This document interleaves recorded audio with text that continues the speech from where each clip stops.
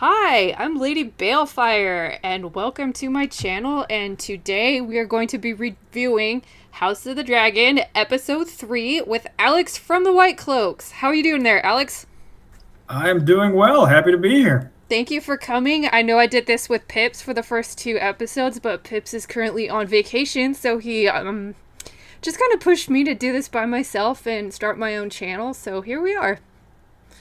I think that was a wise course of counsel. Yeah. So you've been watching the show since it started. Have you also read the books? I have only read the main line of Song of Ice and Fire books. I have not read the ancillary works. Okay, cool. So maybe tell me about your first impressions of the show. Like, what did you like it? My first impressions of the show are generally positive, and I say that for a couple reasons. And it seems like it's done by professionals, which isn't something I can say about a lot of television at the moment. Yeah. And then I also liked it because, for the most part, the writing seems, again, professional quality. It's not a masterpiece, but it looks like adults are producing it, which Yeah, I know. I'm, I'm happy with it. Yeah, I mean, compared to like everything that's out, I mean, we all kind of met through watching Wheel of Prime, and that's just the worst thing I've ever seen in my life. And then we all sat through. Did you sit through Rings of Power too? I have suffered through it. Ah! The horror. God, that was so awful. It is, and it's interesting. A lot of the criticisms. Let me rephrase that. One of maybe not the only one of the criticisms that I have of this episode is basically that I thought the Rhaenyra characterization wasn't. I thought it was good in the sense that she comes off as very real, but God, is she annoying. She's She's very similar to Egwene in the Wheel of Time books, where I really yeah. like the realism of the character and also want to slap her. Like, and that's Galadriel and Rings of Prime to a T, Yeah, so except there's none of the other shit to make up for Galadriel in Rings of Power. so I got a little like slideshow going on here, and let me get the next one here. Um, oh shoot, I just ruined that. Sorry, I need to have this open to have it on my screen. Okay. So this episode starts. We've got like a feasting King's Landing with Aegon, her baby brother with Rhaenyra, and she's reading here. And how did you feel they did with the Rhaenyra Alicent story? Um, Again, this is kind of one of those. I think they overplayed their hand a little bit. Like, Rhaenyra is supposed to be what, 17 at this point? Yeah. Like, on one hand, I want to say that I don't like it because I don't enjoy her character. On the other hand, god damn, does she remind me a lot of every spoiled 17-year-old suburban chick I've ever talked to. So Yeah, she does. I mean, like, I try to think of, like, is there any kind of in world comparisons? And I think about Sansa, and I think about her at this age. I think she's really young when it starts. I think she's only 13 or 14. But it's like, as the story goes, she moves and she grows as a character, and she kind of learns how to play the Game of Thrones. I was hoping to see some kind of growth with Rhaenyra's character. I was hoping by this time that, like, she keeps asking everyone, she's like, are they going to accept me as queen? I'm like, you don't accept yourself as queen. And I just felt like she should be learning, having the same lessons that, like, Sansa learns. She should be doing that. Like, but I was a little let down by that. So book Sansa, I would agree. Show Sansa was terrible, and I'm absolutely baffled that everybody in Game of Thrones decided that Sansa was all of a sudden a political mastermind because she put on a black dress. But Yeah. that, you know that's neither That's here nor funny. there. And I think it's interesting because Oh, and I didn't get to this part of my second watch through this episode, but one of the characters even says to her, like, instead of complaining that nobody is ever going to accept you as queen, why don't you like give them a reason to accept you as queen? Start making alliances. Start. Exactly. That's what I'm Stop saying. being a miserable bitch to people and start being nice. Which Yeah. Have you ever listened to the Brandon Sanderson lectures about writing? yeah, So you know how he talks about there's three things that a character needs to have, or like there's three basic parts of a character. There's like your competence, likability, and proactivity, and they each can start on those levels. And you want to get them to have at least one. You can be an antagonist and say be really proactive, and you're still really good antagonist. But I don't see like her getting like moving the level, so to say. It's like she should be becoming like more likable, she should be becoming more proactive or more competent. And I was thinking, it's like if she's known she's the heir for 2 years and she feels like her position is in jeopardy or whatever, she should start to like make alliances or something. And even for someone that's young, it's like she's been around here, she has been the cupbearer, she knows what goes on, she still has access to that. So I was hoping that maybe she would have changed a little bit, but she still seems like she's not sure what's going on. yeah. It's I think it's competence, complexity, and initiative are the three. Yeah, that's And another way of putting it. I'm yeah, you're right. She has neither, and people say you need one of those, and I actually disagree with Sanderson there. I think you need two, Yeah, me especially if too. you're going to be a main character. Like Yeah. Galadriel in Rings of Power is a competent fighter, and oh my god, is she miserable to watch. So Yeah. I legit think you need two, but Brandon Sanderson's also way smarter than I'll ever be on this topic, so maybe I'll give it to him. But no, you and I are completely in agreement in Rhaenyra. Okay, so we have Rhaenyra, and then she has this kind of awkward conversation with Alicent, and Alicent's pregnant. And oh, wait, we have to have like a major shout out to Alicent for surviving the 50-50 odds of like living through childbirth that the like producers were going on about. Like, so can we give a shout out to Alicent for surviving that? I'm very happy that Alicent made it at this point, and I was a little bit baffled. Like, why did Rhaenyra start that fight? She knew she was going to lose the fight. Like, I don't what was know. the point of Like, that? Was it just it to be seems weird. petulant? I think they just wanted to kind of show, hey, they're growing apart. And since they kind of established that they were really close friends, and in the story, I don't know exactly what the age difference is. I'd have to like look it up, but I didn't get that they were so close in age. Like there was more of an age gap between them. She like Allison was older, but it just seemed really weird to me. Yeah.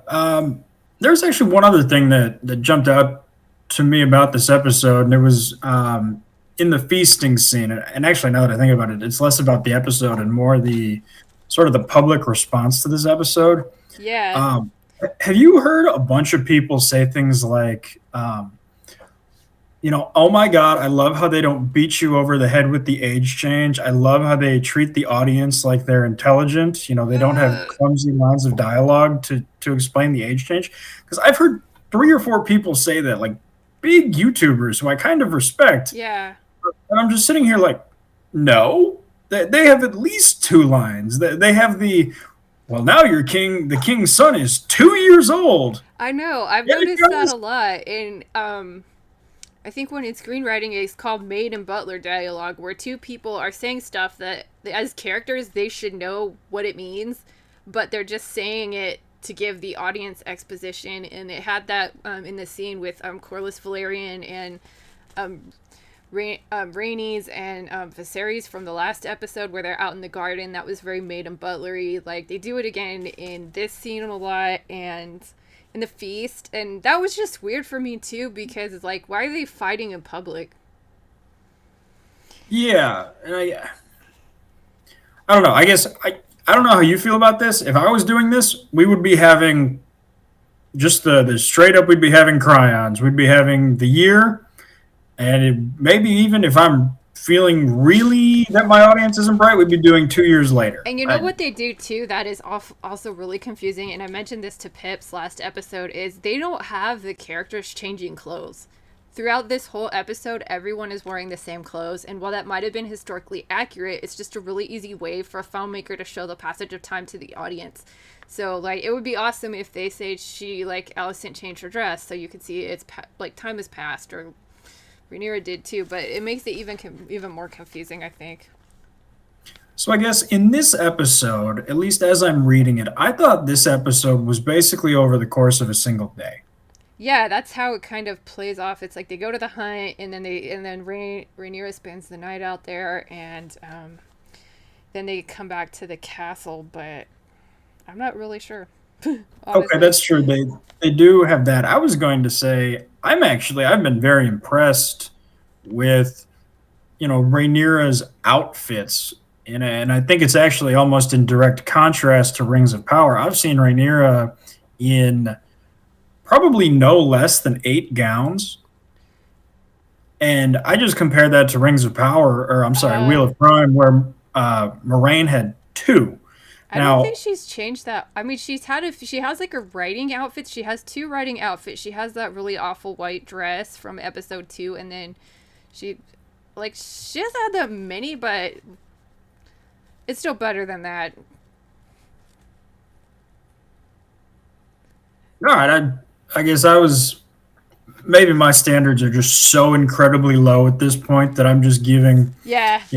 She has at least 3, which is A+ work at this point, apparently. Exactly. Yeah, I guess I'm just more of a stickler with the costume since I've done a lot of historical reenacting and cosplaying, and I was just that white dress that she was wearing. Man, the bust darts were so in a weird place, and it just did nothing for her. But that's just my own personal thing, and you have a different opinion because you're viewing it differently than I would. So that's cool to know too. So yeah, I will say the your last video with Pips, I was watching it, and I'm not sure I agreed with a single thing you had to say. So you might be getting some pushback from me on this one. That's fine. I like welcome people that have different opinions because I just like to hear I like to give people time to explain themselves and see what they say because you might change my mind. I know Pips changed my mind on some of the timeline stuff, so it's always good to talk to other people. So I screen capped this here for you because I know that you asked a question about this and there's talking about the White Hart, and I thought maybe it would be a good time to talk about that. So what were your thoughts about this? So my understanding of this was the White Hart was the symbol of royalty in the realm before the Targaryens took over and it became dragons. That's a good point. So this is sort of them saying whoever this shows up to is, going to be the king. It's very, very Arthurian, C.S. Lewis kind of deal. Yeah. I actually, because you asked me to find some quotes about this, so I'm going to see if I can change the screen and just really bring up the book quotes. So here is the first book quote that I found. And this is, they're all from Game of Thrones, and this all happens with Robert the King, and it says, "The White Hart had been sighted in the Kingswood, and Lord Renly and Sir Barristan had joined the king to hunt it, along with Prince Joffrey, Sandor Clegane, Baelon Swan, and half the court. So Ned must needs sit the Iron Throne in his absence." So it is kind of interesting because it's the White Hart that puts Ned on the throne. And I'll advance this really fast for the next one. And that says, "It would have been unkind to say so, however, so Sansa took a sip of milk and changed the subject. I had a dream that Joffrey would be the one to take the White Hart," she said. "It had been more of a wish, actually, but it sounded better to call it a dream. Everyone knew that dreams were prophetic. White Harts were supposed to be very rare and magical, and in her heart she knew her gallant prince was worthier than his drunken father." And then the last one is, "Given his preferences, I believe he'd stay in the forest until you and the queen both die of old age," Lord Peter replied with a faint smile. "Lacking that, I'd imagine he'd return as soon as he's killed something. They found the white hart, it seems, or rather what remained of it. Some wolves found it first and left his grave scarcely more than half of a horn. Robert was in a fury until he heard talk of some monstrous boar deeper in the forest. Then nothing would do but he must have it. Prince Joffrey returned this morning with the Royces, Sir Balin Swan, and some 20 others of the party. The rest are still with the king. So I actually liked this in the sense that this is, this is what Martin's, fantasy identity is based on, is basically thumbing his nose at the fantasy tropes of others. Mm-hmm. If this was if this was a Chronicles of Narnia book, the king finds it. Yeah. In Game of Thrones, no, the king doesn't find it. The thing gets eaten by wolves, and we all move on. Because that's what likely would have happened in real life. Yeah, and it's interesting, too, because there was one more mention of a white hart, and it was the name of one of the ships in King's Landing during the Battle of the Blackwater that leaves and defects to Stannis Baratheon. So I think that's really interesting as a symbolic of kingship, is it starts off with it's the white hart, the sighting of the white hart that puts Ned on the throne.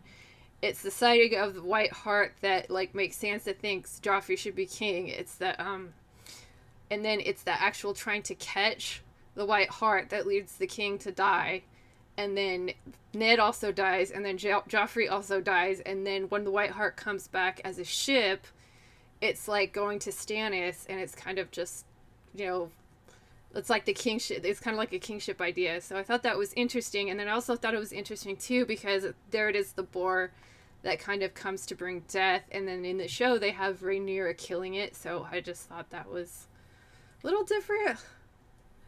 Yeah, which is sort of one of my issues with Rhaenyra in general, is that she's currently getting the Daenerys Targaryen treatment where, she's getting treated with the kids' gloves. Yeah.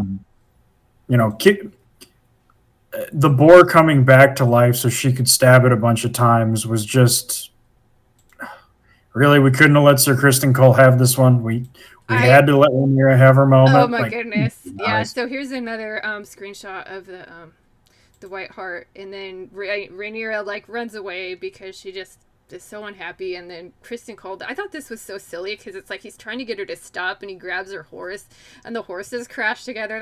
That's got to be more dangerous than just trying to get her to stop. Yeah, until she tires out or something. Yeah. Yeah, and then this line right here is like, "Do you want me to kill him?" It just reminded me of American Beauty. That's an old movie, but when the daughter's like, "Hey, my dad's so miserable," and her friends joking around and says, "Hey, do you want me to kill him?" But yeah, I thought it was amusing flirting, but yeah, amusing flirting. Yeah, it just reminded me of that. And yeah, the boar. Let's talk about this freaking boar.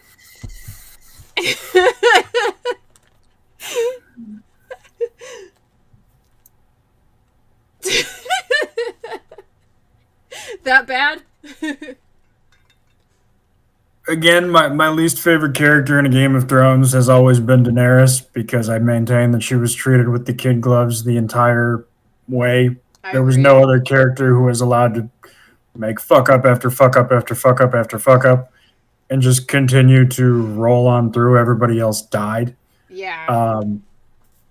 And this is sort of one where when it comes to Rhaenyra, I'm getting very much the same impression. And I have the same negative feelings about Daemon in this episode. Yeah. But it was ridiculous.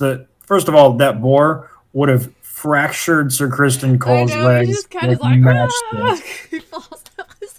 And the way they telegraph it when they're filming it, it's like they're looking out in the woods. You're like, okay, jump scare, jump scare, jump scare. I wasn't even surprised. I'm like, something's gonna jump out, and then the boar comes, and then it just goes through, and then it comes back and it charges at her, and then she ends up, I don't know if I made a screen cap of it, but it was the one on the front where she's just kind of lying there, and it just she looks like she's spent.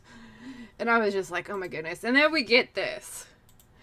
Now, the way that she was holding it, where she was she had it gripped, and I'm just thinking if anybody wants to see how messed up this is, go to the gym with a buddy, get let's take a 45-pound bar and just put two 25-pound plates on it, hold your arms bent and then have them drop it from Yeah. just like the height of the rack. It's Yeah. going to hit your chest. Like you have no power from here trying to catch force. It was just nonsensical. I hated that. I know. And did you watch the extras at the end of this episode? I did not. Oh goodness. Yeah, the directors were talking about how this was like symbolic of her being so angry at the patriarchy that she was just murdering the spore and just taking it all out on that. And I'm just like, oh boy. See, I almost look at this as like a good thing. Like, guys, if you want to keep all of your stupid after the credits, like you can rant about whatever the hell you want after the credits. Just kind of keep it out of the show. I thought the same thing about the abortion commentary that they Yeah, made. that was extra. And if they're just going to say like, well, you're just not smart enough to see the symbolism that we were putting into this. Mm-hmm. Okay, fine. I will confess that I am a film plebeian who just do not get your galaxy brained symbolism. Cool. Let's keep that symbolism super high above my head so I don't have to deal with it. Yeah, that's funny. I know, like, I wish they wouldn't have done the commentaries, but, it gives you, like, an insight to see what they're doing. And so, then, of course, after her boar killing, we get back to, the hunt. And I think this is interesting because it's like, okay, well, we can't catch you, the white stag, but here's a big old deer, and here's a boar spear to kill the deer with. Like, that was so weird. Yeah, so the way that I understood this was basically them saying like, you know, look, Viserys, you're old at this point. Like, we can't have you, doing any of the stressful stuff. So Yeah. here you go, buddy. We put the baseball on the tee. Here's the bat. Swing the bat. We can all say you got a hit, and we can all go home. Yeah, At least exactly. that's how I was reading it. Yeah, And that's then how I saw it Viserys, too. I just thought it was interesting that they gave him a boar spear for that. I, yeah, I think it was just yeah. Lannister Yeah, gave it's it to like him here, as a yeah, gift. use this present, and that was interesting to see them do that. And again, and I don't think I have a slide for this, but let's see. Oh, and here's the white heart. And but before we move on from this, like I think before this happens, like they have Viserys talking to Alicent about the prophecy that he has about his son wearing a crown, and that's something that's not in the book. And I know they've added a lot about like Viserys being a dreamer. They've changed the lore about the long night. How do you feel about that? I didn't have any issues with it. Does it Um, work for you? yeah, it doesn't bother me. Okay, I'm just curious to see how people react to it because I'm like, well, that significantly changes it. But I'm like, what would a non book reader think about it? Which is pretty good. I mean, it's fair. I thought it was I guess my interesting. thing was, and I take this approach with a lot of prophecies in fantasy, which is just basically, um, I don't know if this was actually a prophecy dream or if dude is just wishful thinking. Yeah, that's always something to know too. And then that's something that's interesting is like I was thinking about this when I was writing, and just thinking of prophecies in general is like how much is a prophecy? I was thinking of Wheel of Time actually, and I'm like, how is it? Is it a prophecy because you're fulfilling it and making it true, or is it just a prophecy that just happens to come true? So I think that's interesting. Yeah, and I think there's a difference in Wheel of Time because in Wheel of Time, the sort of the prophecy stuff is sort of, very, Very like very, specific. or at least the rules around prophecies are specific. Yeah, Whereas, the prophecies themselves are vague, but everybody understands that it's legit. Whereas in Game of Thrones, like there's a question about it. yeah. Yeah. So I don't know. I just, So how did you the, feel about this scene with the white heart in their writing, and they're like carrying the body of the boar on I guess a sling with Kristen Cole and Rhaenyra, and then she sees this.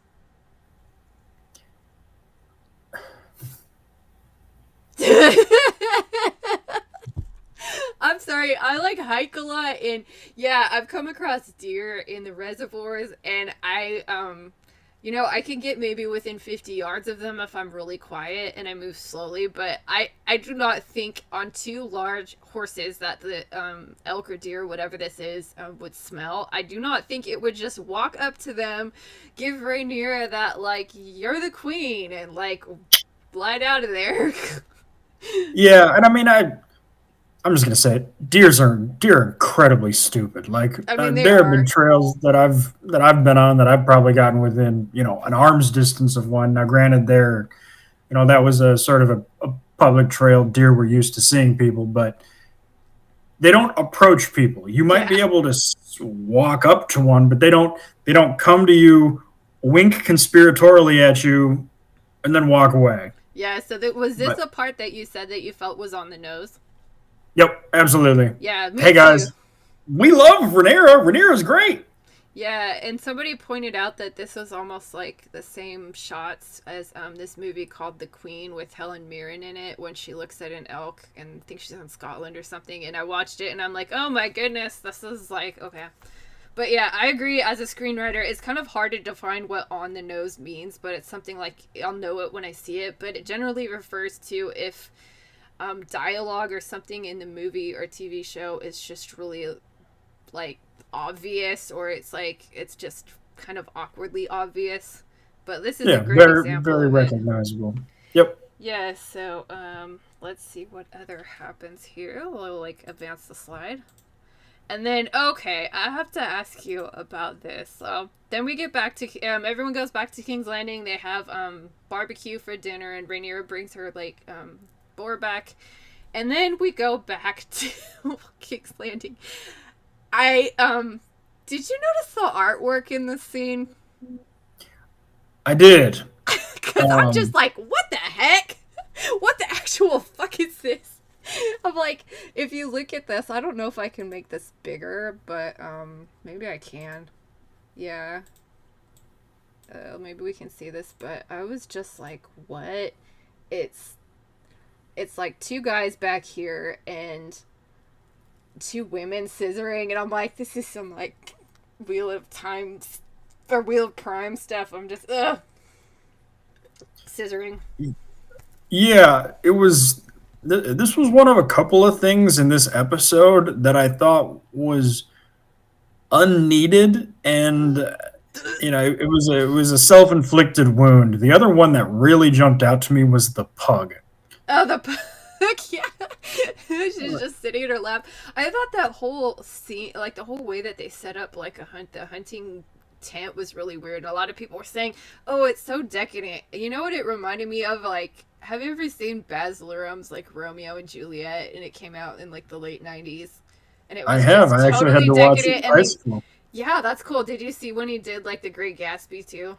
And I did, and that's I was just reminded that I don't like The Great Gatsby. yeah, but I mean, it's just that's decadent. That is beautiful set design, and the stuff that was the set design there was just so dark. It was so over the top, and I don't know if you'd haul that crap out for like a 2-year-old's birthday party and a hunting trip. I mean, the painting, the like pampas grass, and the floral arrangements, like it was just a little bit silly for a hunt, and then it just seemed like it was also dark too that you couldn't really it didn't look like opulent or anything to me. I don't know. It wasn't my I favorite. went I went the complete opposite in that Oh, direction. you And liked again, it? I contrast it to Wheel of Time, Mm-hmm. where in Wheel of Time, everything in all of the tents was immaculately Yeah, lit it at was all all. times. Whereas, this I could sort of see. We have a heavy tent. We were only lighting it by candles. We're not going to take, all of the best torches with us. Yeah, I guess my thing is it wasn't dark in the actual lighting. It was just the colors of everything were so drab. Like I'm not a huge fan of the like palette that they picked for this show. It's so like and I know what they're trying to do. It's like I think they did that in the movie Elizabeth, like when Mary is the queen and everything's really dark like that too. You just kind of Mm. contrast the different reigns. Like it'll probably change when the king dies, but I mean, I don't mind it. I think it's good, but we'll see what happens. Yeah, no, they definitely did a lot of burgundy. Yeah, Um, red and and black. yeah, and I don't know. I liked it. I thought this is, hey guys, this is where the women hang out, where the men are out fighting. Yeah, like women cave. Man Yeah, group instead of women exactly. cave. Okay. I might have left him back at the castle, but cool. Yeah, I know. They got it. Like, I guess I just look at that as a historical reenactor and thinking, like, oh my god, it would take like years to set up that dance, and all the stuff inside has to get hauled out. My like head is going to explode. I just have bad memories. I mean, my Roman group, we had a really big tent, and it's like the canvas panels for that, which is so heavy. But moving right along, so then they go from the hunt back to King's Landing, and after the Alicent scene where she's talking to Otto, Rhaenyra and Viserys talk about her getting married, and the end of result of this conversation is that he confirms, yes, you are the heir, and yeah, go and marry whoever you want. Like find one that pleases you, as I did, and this this just comes to my Rhaenyra problems. It's like, okay, she's the heir. She's been the heir for a while. What more could she want? Or a father says, marry whoever you want. Find your own husband. What more could she want? But she's still unhappy, and I don't know if that's her being a teenager. It could be, but I would think that hopefully she'd start, getting her pieces on the chessboard set up so she can be effective when she actually does take power. So Yeah, I agree. I did like when she called him out on his shit. yeah, And she was like, what the fuck, dude? Like, if you actually meant any of the shit you were saying to me, you wouldn't be married to my best friend.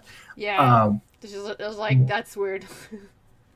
yeah, and I think this actually goes a little bit to sort of the Viserys characterization that, Damon is right about it. He is too damn soft. Yeah. And so, I liked I don't know. Viserys better in this episode than I did before. Like, he seemed to be falling apart more. I know he's lost 2 fingers. Like, I wish they would have given him a little pot belly. I think that would have sold the idea that he's maybe hitting the wine a little bit too hard. But we'll see what they do in the next episode, because I know in the books he gets really fat. Well, people have talked about the fingers, and the fingers I thought was great. Yeah. I feel like people aren't talking enough about the receding hairline he's got going on. Yeah, he's Every got that episode, too. he's And he has yeah, the stairs onto the horse too. yeah. So That was pretty good. these are only things that I caught in sort of the second time that I watched the episode, Yeah. and God, I love watching a show where an episode gets better. Yeah, you're like, I Like, didn't notice that. yeah, as opposed to the Wheel of Prime, where Jesus Christ, every time I watch something, You're it's like, like, oh my god, there's something even worse. yeah, So exactly. the ending of the show ends with Damon and the Stepstones, and what are your impressions on that? Okay. So I'm a little bit conflicted here in a couple of different reasons. Um, I thought Damon had a little bit too much plot armor here. Mm-hmm. Like, we have stormtrooper villains running out one at a time, and I get that they tried to show us why they were coming one at a time because they were coming out of the narrow cliffs, but like, my guys, like, form a circle. Come at them together. Like, I stop know. being I'm trying to stormtroopers. divorce myself from the book, and like, we'll just say in the book, Damon and Corlys team up, and both of them are very competent, very capable military commanders, and they kick ass into the Stepstones, and they basically take it over. And Damon crowns himself king of the Stepstones, and then he ends up coming back to the Seven Kingdoms and setting his crown aside for Viserys because they don't actually not get along in the books, but yeah, Viserys does support Daemon throughout the war in the books, which was different in the show. But going back just to look at the show, at what the show did, I had 2 questions. I was like, I've never seen a beach that has cliffs like a quarry. That seemed really strange to me. And I love the beach. I've been seeing lots of beaches, never seen anything like that. And the other thing I thought is like, dude, it's a cave. Like, you have a giant dragon, like, break down Take some dragon, blocks and put bury mouth them. in opening of cave, Yes, burn them blow out. fire. A cave's a grave, dude. Yeah, and it's one of those things that it annoys me, Uh huh. and then I start thinking to myself, okay, you're the showrunner. Yeah. How would you show that they are struggling with a dragon, like to be book accurate? And Yeah. after thinking about this, for a while, I have no fucking idea. So I if we're just haven't. going to pretend that caves have dragon fireproof magic, all Who right, I knows? guess I'll give it to you because I can't come up with anything better. Well, I So would. When I read the book, they got like. What ended up happening is originally the dragons were very effective, and then the people living in the pirates in the island kind of did like the Viet Cong did, and were they'd start like I don't know if they had spotters, but if I was filming it, I'd have people looking for the dragons, and then they would run away and hide whenever the dragons come. And I thought that was something they could have done and would have been a little bit more effective instead of their Phantom of the Opera crab feeder guy, and we'll get there. So let me change the slide because I have some different for this. And yeah, so in the show they end up losing. They're like losing pretty bad, and Damon, Damon gets angry because Viserys gives them comes and says, "Well, you can't do it by yourself, so I'll send some men." And there's some drama with the Valyrians, and then he comes and goes on his one-man attack against all of the pirates. How did you feel about that? so I loved the letter and sort of Damon's His like, emotional response to it because it was perfect because it was Viserys trying to be like, hey buddy, I just want to help you. I don't, I want to be friends. I still love you, yeah, buddy. And then Damon reads it as sort of like sarcastic and patronizing, yeah. which just drives him off the ledge. And from what we know about Damon, I feel like that reaction is absolutely in character. So I agree with that. With I mean, obviously, it's not what the book did, and that's fine. I agree with how they, for their own internal consistency, if that makes sense. Like it's what they established, and they're following through with it. So I liked it. I liked it for that reason, not on its own, because I wish they would have done it differently. But they were consistent with themselves, so I thought it worked too. yeah. And then we get the did you think what did you think about his one man fight against all the pirates and all the archers and stuff? I know a lot of people like were talking about that. What was your take on that? I'm of two minds about it. My initial reaction was I fucking hate it. The entire concept of sort of the Martin fantasy universe is that you will never get one hero standing alone against an army with a sword. Yeah. So I thought that this particular thing was very sort of antithetical to the basis of the universe with which we are supposed to be in. Yep. Also, thought from a technical perspective, it could have been handled much better. Um, Give him a shield to be Yeah, a stopping shield. some of those arrows. I thought would have been much better. And I get it. He's got sort of that two-handed sword so that he can't really use his shield. But I still would have preferred, strap something to your arm at least so that you can have it as your running kind of thing. I Do the know Captain it America reminded thing. me of the Battle of the Bastards with Rickon, and like he's trying to run to the other army, and like he got shot. I mean, or like, do you watch Archer at all? I The first four seasons of Archer are the greatest fantasy or the greatest comedy show of all time. I know, and like that, when he's like serpentine, Zazu, serpentine, and like the little ocelots like running around. It just reminded Yep. me of that. And so this scene ends with Damon going into a cave and Darth mauling the crab feeder here. And I was just like, you know what this reminded me of? It reminded me of that part in original Game of Thrones, where Arya is leaving Bravos and she takes on the waif in the dark cave and she just cuts off the candle and that's all we see. I think that worked for that scene. I thought this was such a letdown. I wish we would have got what we did in the books, where Daemon is just a total Chad and fights this guy and like beheads him on the beach. I would have taken that over the silly like arrow obstacle course thing that we got. I was a little disappointed. So I would have preferred an upgraded version of the arrow obstacle thing, and then The sort fight. of show me the fight in the cave. Yeah.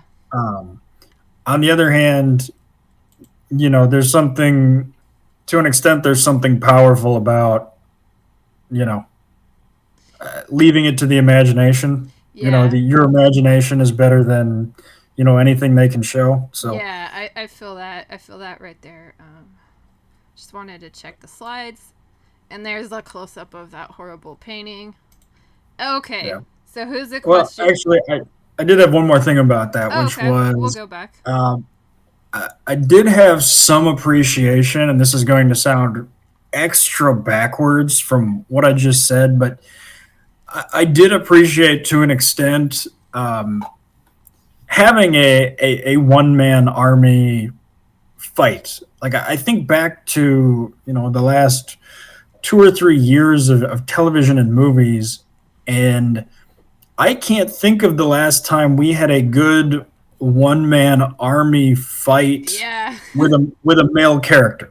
Yeah, I So know. That's something. And then I guess you could say, too, that it is something that's kind of established in Game of Thrones because there's all the trial by combat that happens in the original series and this sort of idea of a champion. And, like, I think they do some of that in the Dunk and Egg novellas, which sort of Game of Thrones apocrypha. But, yeah, did you have anything more about that? Because I had to put this in here because this just like came up to me, but before we move on, I'll let you finish up with anything you wanted to say about the last fight scene. no, just I like the one man army. Hollywood, you gave me the one man army in the only show that I don't want a one man army in. Yeah, I know. It's like they're so well known for the battles, and I don't know who directed this like episode, but the cinematography in the Battle of the Bastards was so awesome. I yeah, I would like something along that lines, but hey. Agreed, but even to this, I will say the combat in this is miles better than anything that we've seen in some of these other fantasy shows I recently. know. I mean, Galadriel like climbing a sword, which is technically not impossible, but what the heck? It's a sword. It's not a pole vault. But we're talking about Game of Thrones, so I made this slide because when I saw this guy's mask, I immediately thought he looks just like the Sons of the Harpy from I don't remember what season that was, but when Daenerys goes to Marine, and I was just like, what the heck? I couldn't think of any reason why this guy would have this. And Well, he's very far isn't removed from it, and this is like hundreds of years before that. And See, the way I took this was I actually thought this was good. I thought it you did was okay. That's another take on it. Cool. yeah, because I thought this was they've spent a lot of time tying these guys into the three cities, the Triarch, and I was under the impression that Marine is one of the Triarch cities. Yeah, it's Lys. I think it's like I'll have to check on this. The Triarch was Lys, Mir, and Turosh. And Yeah, so Yunkai this and was Marine are more east, but yeah. oh well then I don't like it as much. I know. I was Um, thinking of that because it's so far away from where they are, and I'm like, what is this guy? And they don't develop the character at all. I don't know. I thought it. Yeah, it's like a take it or leave I, it thing. I used to think it was a cool piece of iconography to sort of, they call him a prince. Mm. So, it sort of would have made sense that he would be sort of involved and aware of the rich merchants. And the rich merchants were the Sons of the Harpy who wore these masks. And it makes sense to me that they would have taken sort of their iconography of their rebellion taking place 200 years later from something. So I Yeah, who guess knows? Like, So I thought it was an inoffensive Easter egg at yeah, worst. ineffective. Yeah, that's a good way of putting it. So, what do you think? A lot of people were thinking that this guy had grayscale, and when I first saw his injuries, what I thought had happened to him is he actually is a burn victim from the dragons. Like, what did you think? I thought it was grayscale, but I'm going to be honest. The only reason that well, I think they showed us him very briefly in the second episode, and it was um, before Damon started lighting the entire world on fire. Um, so I assumed it was grayscale, which did raise a question for me as to why Damon was dragging him. But I suppose if Damon Yeah, was wearing gloves or something, okay. yeah, I don't know. It's like they didn't like really say, and it was just strange to me. And I think that's all the slides I have. I just want to make sure. Yeah, that's all of the slides we have. So I'm gonna close this out. And yeah. So if compared to the other episodes, how did you like this episode? I originally was a lot more down on this episode. Um, and it's not that the things that I didn't like disappeared. I still have issues with the Rhaenyra characterization. But I thought there were maybe other things that I caught later that made me appreciate it more. So for me, this was a 5 or a 6. I thought this was about as good as the second episode, probably not as good as the first. Yeah, I know this is definitely this has been my least favorite episode so far, and I think the things that I really didn't like about it is it just felt like nothing happened, and it felt like when people talk about like the Bechdel test and how it's I was thinking, could we make a test like that where it's like they're not talking about Rhaenyra being a female and she's the heir and now there's a son, and it just seemed almost every scene was just some variation on that, and I was just like hoping we get something a little bit more complex. Like, I think what a lot of people liked about the original Game of Thrones is there was a big cast of characters. There's a lot of different plots going on, and I think this is something that this show severely lacks. I don't feel like we have the same kind of complications here, and I know they're doing the history thing, and there's huge time jumps, but it's kind of like I just miss the intrigue, miss the interesting characters like the Tyrions and the Littlefingers and stuff. So I think this is probably the worst of the episodes so far because I just felt really bored a lot of times when I was watching it, and I was like, I mean, I've given like I think my initial review of the first episode was probably like a 5, but that was just me looking at it as like compared to the book, and I think as TV it was probably like maybe a 6, maybe a 7, and the second episode was definitely a 5, and I'm like really low on this one, maybe like a 4.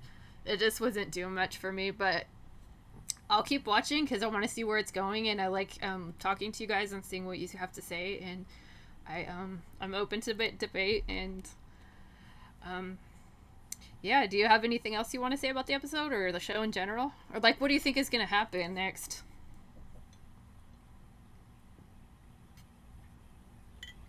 What do I think is going to happen next? I'm Yeah, or like where do you assuming. think it's going, like just out of curiosity. So my thoughts are Damon and Corlys are going to return home victorious. Um, that is going to put a significant amount of pressure on Viserys, sort of to figure his own shit out because Rhaenyra, they don't want him put on the throne because she's a woman, but his kid is too young. So that sort of creates a faction of the High Towers and the King versus Daemon and Corlys. And then I'm assuming Rhaenyra is going to stick with Viserys, but I could also see her breaking to Daemon because it's Game of Thrones and they like their incest stuff. Yeah, I Um, know. It's like I kind of know what should happen, and I think I was talking to Pips earlier before I started recording of this about when we were watching Wheel of Prime, and it's like we as book knowers, our readers, know what should happen. So when we see something, it's like we're filling in the blanks. and it's interesting to see because you haven't read it to see what you think would happen, and I don't want to spoil it for you, so I will see what they do in the next week, but I'll tell you it later if you want. And I'm just like, I think I can know where they're going. They're definitely going with the Damon Rhaenyra storyline that develops in the books, and I think they're kind of speeding it up a little bit. I'm curious if they're actually going to have her married off, because she does get married in the books to somebody that she doesn't want to marry. So that'll be pretty interesting to see. So thank you for coming on. I don't know if you have anything else to say, but I'll let you have the last comments. So I guess I'm going to challenge you on your rankings here. Okay. So we are very critical of a lot of people for giving false eights, nines, and tens, right? Yeah. I think you and I are both generally on the same page that a 5 is average, right? Mm-hmm. So I'm going to challenge you to make the argument that there are a bunch of modernly released shows in the last, say, 5 years that are significantly better than this, that will outweigh the negative end of the spectrum, such that this should be placed right in the middle. Yeah, it's kind of like modernist relativism, I guess I said. It's like we're so used to seeing, like, bad stuff that when we see something that's maybe not as bad, we're like, this is really good. That's the problem that I've been thinking of this. It's like, and there's, like, it's hard to compare it to anything, so I compared it to, like, the original Game of Thrones. I watched an episode where they were talking, like, it was I think I mentioned this in the second episode that I did of this with Pips, and I was saying they were in the Sept, and it was just, the dialogue was so much better written, and I think that kind of comes from how they decided to tell this story, where they have to do a lot more exposition, I think. And I'm probably going to make a video about how I think they should have done this show differently, where they wouldn't have to do so much info dumps. And because I think right now the problem as a screenwriter, what I'm having is, like, we just get, like, the same things over and over again. Like, Rhaenyra isn't the heir, but then she's not being proactive, she's not being competent, she's not growing anyway, and they have these huge jumps of time. And, like, I mean, honestly, if you didn't, like, know about the kids and her being pregnant, it's like it could be the same, like, time period as the second episode started in. So I'm just trying to one, divorce myself from the book and the show, and just look at how does the show compare to its how they've decided to look at it, because Pips told me that first, and then I'm trying to look at it as just be a critical as, like, a screenwriting and the experience I have with that.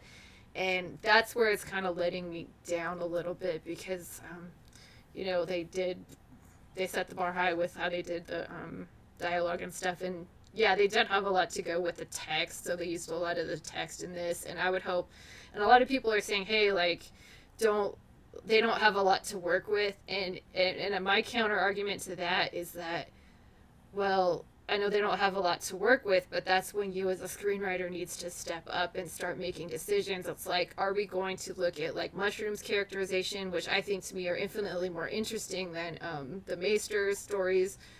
And you just have to decide, like, okay, this is how this character is going to be. This is what's going to happen in our world. So you just establish that. And I haven't seen that really done in the show. And that's where it kind of falls flat for me. I can't fault them on the production values. The special effects look decent for a TV show. And, I mean, it's not bad, but it doesn't grip me. I'm not like, yeah, I want to see the next episode. But I would agree. I think this show has a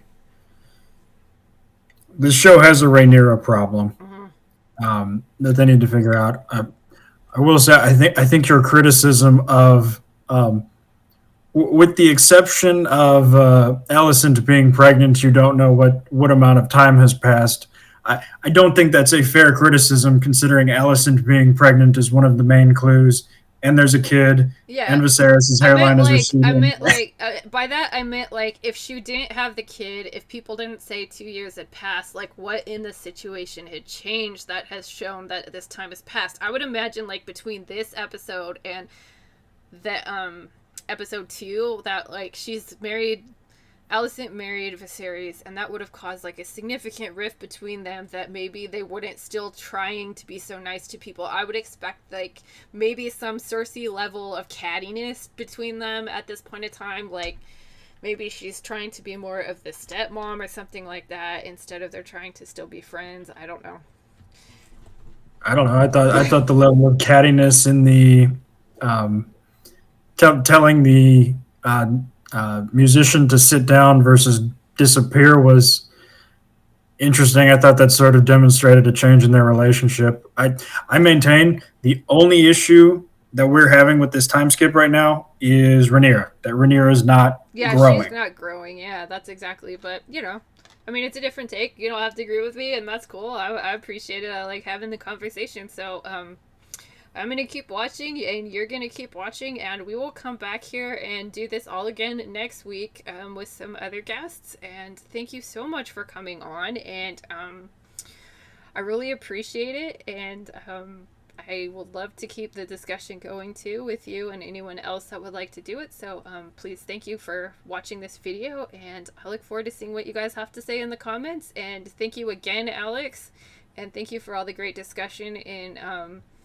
the Whitecloaks Discord that you guys have. That's amazing over there. And yeah, this is my first video, and thank you for being my first guest. Really appreciate it. Happy to be here. Really looking forward to watching the videos from now on. Thank you so much. Thanks again.